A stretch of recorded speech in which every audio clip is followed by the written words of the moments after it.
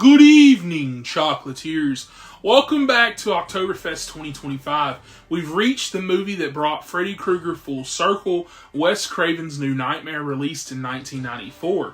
This was the film that revived the Elm Street series after Freddy's dead, and man, it couldn't be more different.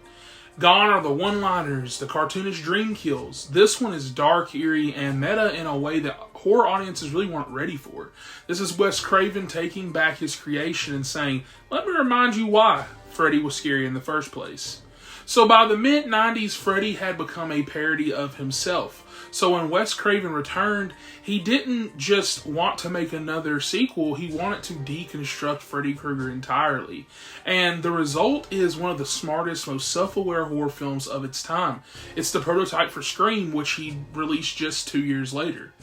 New Nightmare is what happens when a franchise finally grows up. The film follows Heather Langenkamp, the actress who played Nancy in the original Nightmare on Elm Street, now playing herself.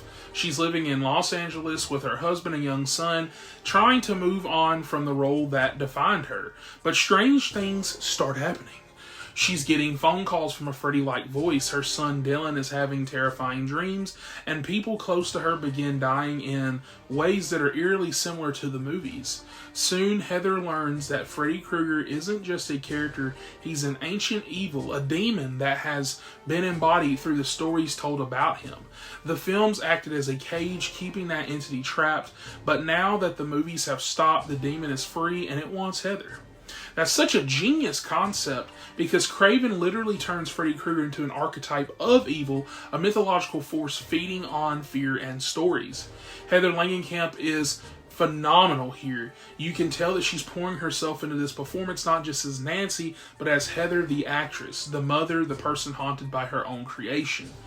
Michael Hughes, the kid who plays Dylan, delivers one of the best child actor performances in horror. He feels genuinely disturbed and almost possessed. Robert Englund gets to reinvent Freddy in a terrifying way this time, and his look is darker, a trench coat, organic claw, less burned flesh, and more demonic energy. This isn't the wisecracking Freddy anymore, this is something older, meaner, and more ancient. And of course, Wes Craven himself shows up as Wes Craven, alongside Robert Shea, John Saxon, and many more. It's a movie that blurs the line between fiction and reality in the coolest possible ways. Wes Craven's direction is pure atmosphere. There's this slow creeping dread that builds throughout, and the sound design is unnerving. There's low rumbles, distorted voices, dreamlike transitions. It's more psychological than slasher.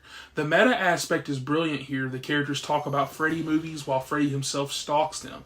It's horror folding in on itself. And yet Craven still manages to make it emotionally grounded, especially in Heather's relationship with her son. Visually, it is striking. The dream sequences are surreal but grounded, not flashy like Dream Warriors or even Freddy's Dead. They're just simply unsettling.